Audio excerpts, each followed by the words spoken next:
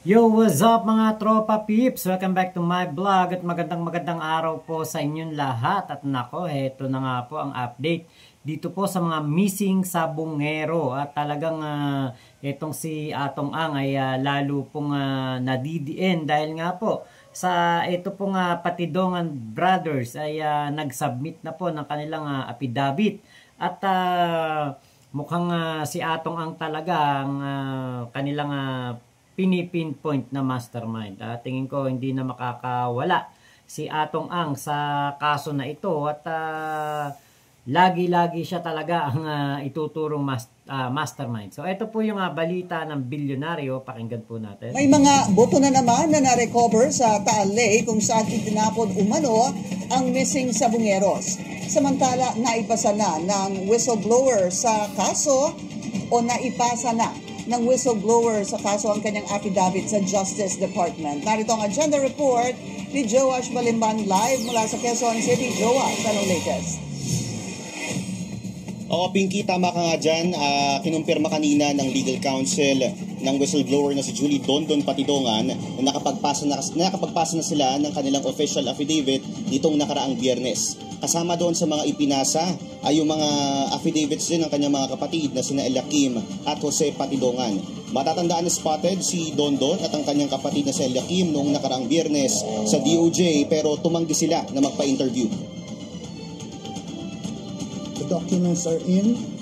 Nakapaghain na ang mga kaanak ng biktima ng kanilang reklamo at nakapaghain na rin ang aming kliyente ng kanilang mga salaysay ng pagtestigo. Sinabi ng kanyang abogado na si Atty. Manuel Ventura na bagamat hinihintay pa nila yung resulta ng evaluation ng Department of Justice patungkol sa isinumiting reklamo at affidavit noong Biyernes, confident siya sa kredibilidad ng kanyang mga kliyente. Isang argumento nila riyan ay yung mismong si Eliakim daw yung naka-witness ng pagpaslang sa at least 10 sabongeros. Ngayon, sinabi ng abogado ni Patidongan na naghihintay na lamang sila na matapos yung evaluation doon sa isinampang reklamo. Ayon kay Atty. Ventura, 10 working days yung nasa batas, so we're expecting na on or before Friday next week, i-issuehan na ng subpoena yung respondents sa reklamong ito. Kinumpirma ng kampo ni Dondon na nasa mahigit 50 yung respondents, kasama na yung mga tinuturong masterminds na si bilyonaryo gambling boss Charlie Atong Ang. Kasama dito, nabasa ko is si Mr. Charlie Atong Ang, ang kanyang kapatid na si Mr. William Ang, Mr. Eric De La Rosa, Engineer Celso Salazar, at marami pang mga iba.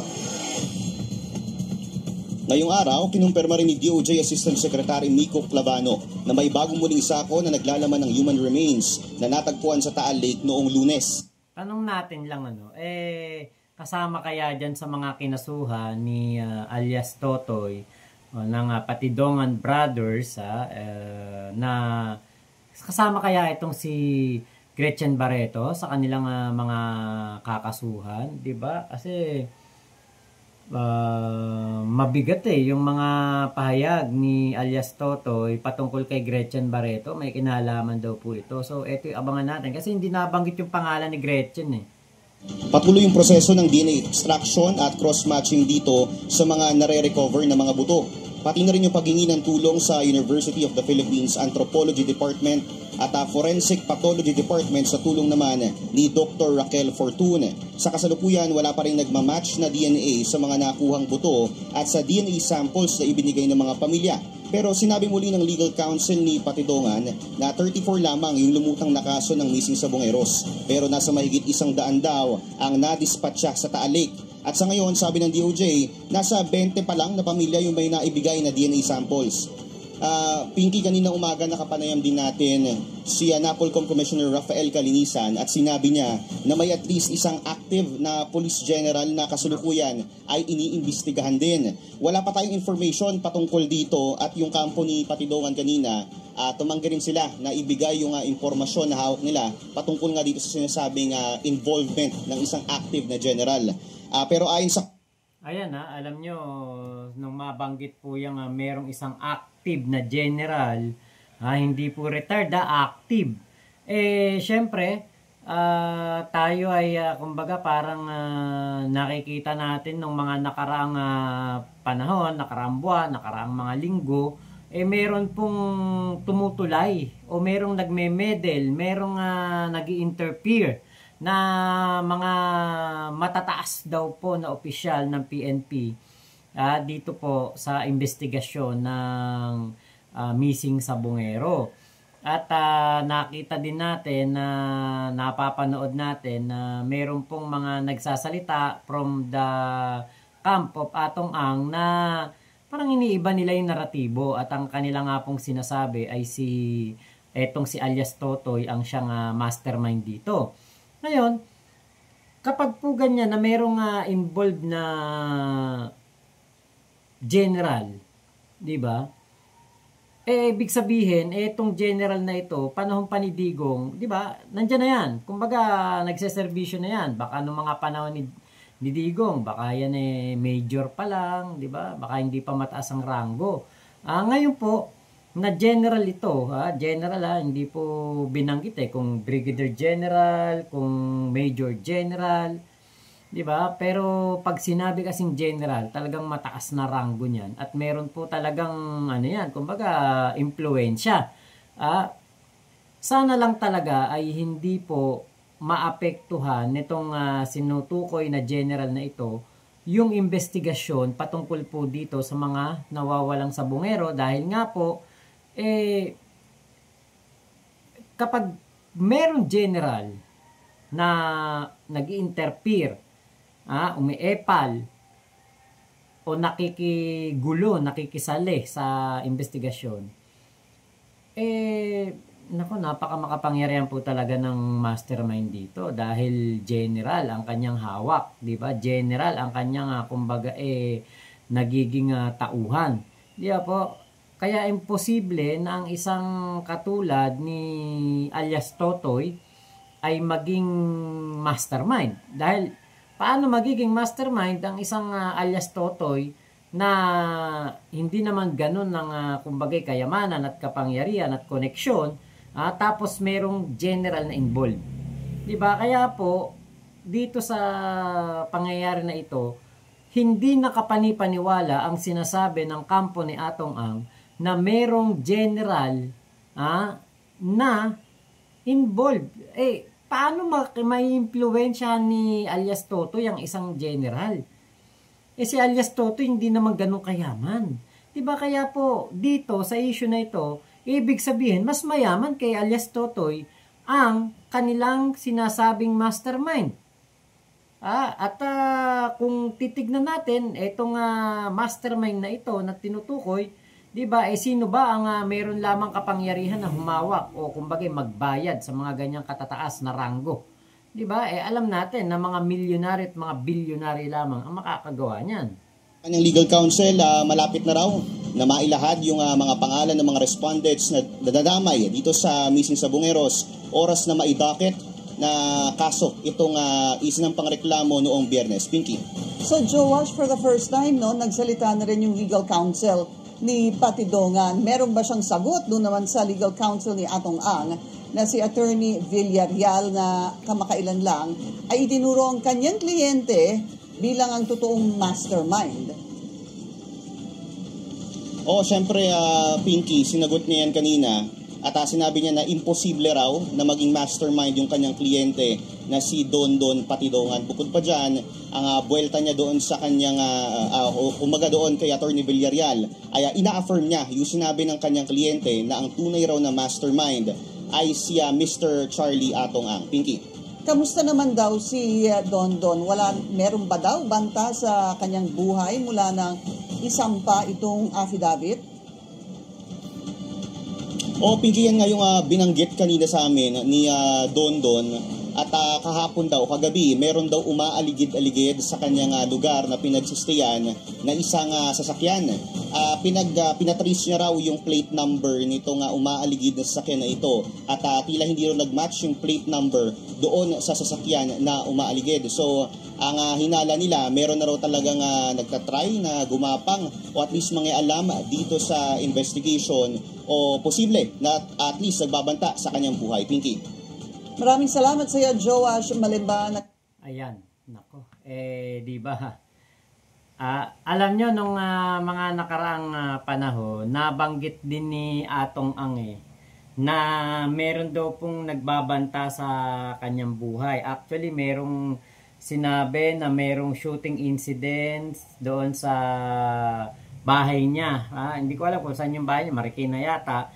Tapos doon sa Manila Arena, meron naman naghagis ng granada na hindi pumutok at pinagbabantaan daw ang kanyang buhay. Alam nyo, sa totoo lang po, di ba, parang napakahirap paniwalaan. Kasi, Atong Ang yan di ba, kahit nga makalapit ka, hindi ka makakalapit dyan di ba? At yan isang, kumbaga, kahit na sabihin mong walang bodyguard yan, napakahirap lumapit yan. Kahit na sabihin mong hindi kasama bodyguard o kumbaga walang kasamang magbabantay sa kanya. Hindi po yan basta-basta kumbaga lalapitan ng mga magtatangka sa kanyang buhay dahil sa takot. Dahil alam nila na napakamakapangyarihan nito. Di ba? Yung aura pa lang yan Alam na nila na meron silang paglalagyan dyan. Alam nila na meron silang kumbaga malalaman at malalaman na kung sino ang kumbaga magiging dito. Kumbaga yung nagbanta sa buhay niya, nagtangka sa buhay niya, di ba? Kaya parang napaka-imposible niyan. Ngayon, dito naman kay alias Totoy, kung meron pong mga banta sa buhay ni alias Totoy, hindi po malabo talaga, di ba? Dahil ang kanya pong mga binabanggit na mga pangalan, talagang talagang hindi po biro at hindi po basta-basta lamang na mga tao itong kanyang nababanggit o binabanggit. Nito nga lamang mga nakaraang araw, meron ako nakitang post sa Blue App na ang itong sinasabi na mga hanapin ko lang po kasi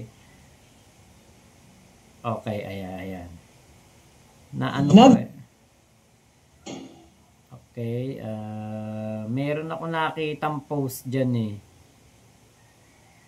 na na litrato at nandoon si Atong Ang, andoon etong meron ako nakita isang mayor ba? Parang mayor po, parang iniuugnay po. Teka, hanapin ko lang. Andito yata sa isa kong phone. So, ang nakikita nyo po dyan sa screen dyan, nakita natin na post ito nung Philippine News Channel na isang page. Nakita natin na nakalagay dito, kilalanin, Big Four ng Sabong na kinasuhan ng, yun nga pong kaso, kaugnay sa kaso ng mga sabungero. At ito syempre nakalagay diyan unang-una di ba? Atong Ang. Tapos ito RJ Mea. Tapos ito Eric De La Rosa. Ito pala yung Eric De La Rosa. Tapos ito yung si Attorney Caroline Cruz. So ito pong post na ito napakarami talagang mga mga comment diyan na nakita natin. At ito nga po kumbaga ayan Atong Ang, mastermind sa nawawalang sabungero, owner of Lucky 8, Star Quest, Isabong, Pitmaster, yung RJ Mea, Chaong Quezon Municipal Mayor, Sabong Advocate. Yung Eric De La Rosa naman, nabanggit para engineer ba? Pitmaster Foundation Director at syempre itong si Attorney Caroline Cruz abogado po ni Atong Ang at Executive Director ng Pitmaster Foundation. So ito pong mga tao na ito pong apat na ito, yan po sila yung mga talagang pinipinpoint di ba?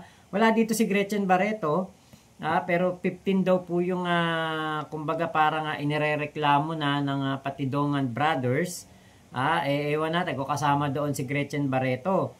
Ngayon, ito po yung kumbaga parang na pansin ko, etong RJ Mea, Chaong Quezon Municipal Mayor. Check nga natin kung mayor pa rin siya. Chaong Quezon. Ayan, Chaong Municipality. Quezon. Ito.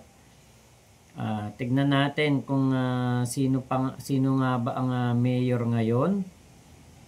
Okay, oo nga po. At nakalagay nga po dito, Vincent RJ M. Mea. Yun po ang mayor ng Chaong Quezon. So, 'di ba? Mayor ang isa sa mga sangkot, 'di ba po, na nabanggit nung mga nakaraang araw nakita ko nga itong kahit si Atong Ang nabanggit din po sa Senate hearing na itong RJ Mea, ito pala 'yon. Na gusto nga daw po niya na i-connect siya doon sa kay Eliazar, General Eliazar ba? Itong kumbaga itong si Eliazar kilala natin noon na 'di ba ma-action to itong general na ito noong panahon ng panunungkulan ni Digong. So ngayon parang naano ko lang, nabanggit kasi sa Senate hearing na gustong magpa-connect gustong i-connect, hindi ko sure kung gustong i-connect o gustong magpa-connect ni Atong Ang kay RJ Mea para makakonect siya doon kay Eliazar. So ito po nga si General Eliazar, retired general na po ito. Kaya hindi po siya yung tinutukoy na isang active general na sinasabi nga po ni Attorney Kalinisan ng NAPOLCOM na iniimbestigahan daw po. Actually, hindi lang po isa ang sinasabing general na kumbaga iniimbestigahan po. Ito, meron pa. Hindi lang po isa. Parang marami po itong mga iniimbestigahan na general Okay, ito. Mga pangalan na hindi pa lumalabas, sir, meron po tayong natatalisod pa na ilan pang mga pangalan na hindi pa lumalabas, sir, sa kaalaman ng publiko. At we are pursuing these names until now. Hindi lamang ang 12 pulis ang lumulutang na sangkot sa missing sabungero base sa investigasyon na isinasagawa ng National Police Commission. Ayon kay NAPOLCOM Vice Chairperson at Executive Officer Attorney Rafael Kalinisan, mayroon pa silang natutukoy ng mga general na sangkot na siyang isa sa ilalim sa ikalawang yugto ng kanilang investigasyon. Walang sacred cows yung po ginagawa natin, sir. At wala po tayong kinakatakutan kahit ano pang ranggo niyan. Kasama po siguro doon, sir, para aware na rin kayo. May mga general din tayo iniimbestigahan. Nasa phase 1 pa lamang aniya sila kung saan 12 pulis ang kanilang kinasuhan ng administratibo. Sir, siguro sagutin kita ng malupit na without revealing too much detail. Sabihin na lang natin, sir, 18 yung kinasuhan ni Totoy, 12 yung kinasuhan ng IMIS sa ating legal service. Pero tuloy-tuloy po, sir, ang investigasyon ng NAPOLCOM. Muli, tiniyak ng NAPOLCOM na wala silang pagtatakpan kahit na sino pa ang madiskubring sangkot sa pagtukot at pagpatay sa mga nawawalang sabungero. Ito pong National Police Commission is independent, not scared. We will not be cowed. We will not be bought. We cannot be bought. And lahat po, sir, ng dapat tamaan sa aming investigasyon ay tatamaan. Noong Lunes, inilagay na sa preventive suspension ang 12 pulis na kinabibilangan ng isang police colonel, police major, police lieutenant, police executive master sergeant, police chief master sergeant, 3 police staff master sergeant, 3 police staff sergeant at 1 korporal. Leia Ilagan, UNTV News and Red. Ayan, nako. Diba? Buti na lang po talaga ang ating NAPOLCOM may napakatindi ng kanilang paninindigan para po hindi sila mabili ang kanilang dignidad, di ba? Kita nyo, yan ang karapat-dapat na mga namumuno at nagseserbisyo sa bayan. Di ba? Kaya saludo tayo kay Attorney Kalinisan. At yung tandem nila ni General Torre ay talaga ng mga walang magiging bulok na kamate sa sa PNP. Kaya po ngayon, bukod po dito sa mga colonel, major, 'di ba? Tas ngayon may general. Nako, napakahirap po talaga ng dadanasin nitong mga sangkot sa missing sabongero na ito, dahil nga po ang ating pong mga taong gobyerno ngayon ay meron pong paninindigan at dignidad na hindi po matutumbasan ng kahit magkanong halaga. So dito naman po sa balita ng GMA, nako, talaga pong sinabi nga ni alias Totoy na pinapaligiran o iniikutan ang kanyang bahay ng isang unidentified na sasakyan. May plaka pero naku, hindi daw po konektado dun sa sasakyan. So ito po yung clip ng balita. Samantala, sinabi ng NAPOLCOM na bukod sa inisyal na 18 pangalan ng mga pulis na ibinigay ni Patidongan, may ibang mga pulis pa raw na tinitingnan at iniimbestigahan ng ahensya. Aminado ang pinuno ng NAPOLCOM na may nagtangka at may magtatangka pang bang himasok sa ginagawa nilang investigasyon. Marami na akong nakikialam, marami na akong nagsusubok mag-interfere. Pag sinabi ko pa ho yung ranggo ng mga general na yun, marami pa lalo makikialam. Kinumpirma naman ni Patidongan na patuloy siyang nakakatanggap ng banta. Marami, katulad nung kagabi, may sasakyan doon, paikot-ikot, at ngayon, tinik ko yung plaka, hindi tugma doon sa sasakyan. Hindi lang sila makakapasok doon sa kung saan ako naroon. Para sa GMA Integrated News, Ian Cruz na. Diba? So, kailangan pong bantayan ng ating gobyerno ng mahigpit itong si alias Totoy, si Dondon Patidongan. Kasi po, ito ang susi. Ang buong Patidongan Brothers, kailangan po ng masusing pagbabantay. Diba? Sana hindi po ito mapabayaan. Alam ko naman na hindi ito pababayaan ng ating Chief PNP. At sana dagdagan ang kanilang mga escort, ang kanilang mga, kumbagay parang tumatayong bodyguard para po ma-sure ang kanilang kaligtasan. Dahil nga po sa tindi ng kanilang mga expose, sa tindi po ng kanilang mga inilalabas na mga ebidensya at kanilang mga patotoo na si Atong ang siyang mastermind, hindi po may iwasan na talagang mayroon pong magtatangka sa kanilang mga buhay. Diba? At ito ay isang ebidensya lamang na kung mayroon pong nagtatangka sa buhay ni alias Totoy, diba? Ibig sabihin, totoo yung kanyang mga sinasabi. Totoo ang kanyang mga sinisiwalat. At meron siyang nasasagasaan na tao sa kanyang mga isinisiwalat, kaya po may nagtatangka sa kanyang buhay. Ibig sabihin, hawak ni alias Totoy ang katotohanan. Di po, kaya nako, wag po sanang pahintulutan na meron pong mangyaring masama dito kay alias Totoy at sa kanyang mga kapatid. Di ba? Yan po ang pinaka-iingatan dapat ngayon ng ating gobyerno dahil hindi po malulutas ang issue na ito ng mga sabongero kung hindi dahil kay alias Totoy. So abangan pa po natin ang mga update po dito At yun nga po, nabanggit din doon sa balita ng GMA na meron pong mga senador, merong mga general na sangkot daw po dito at nakikialam, na tumutulay, umaareglo, nabanggit yan sa balita ng mga nakaraang araw.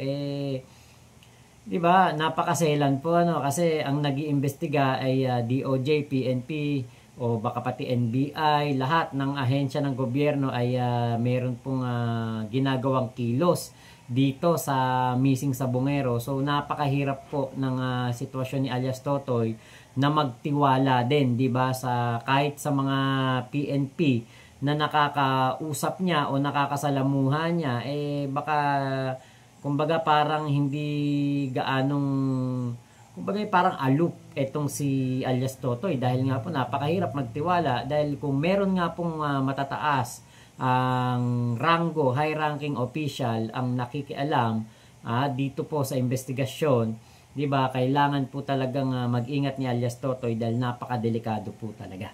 So, tignan pa po natin yung mga update na paparating. Ingat po kayo, Mama Chup Chup, love you, God bless us all, Pilipinas. God first. Salamat po. Thank you sa lahat ng ating mga tropa peeps.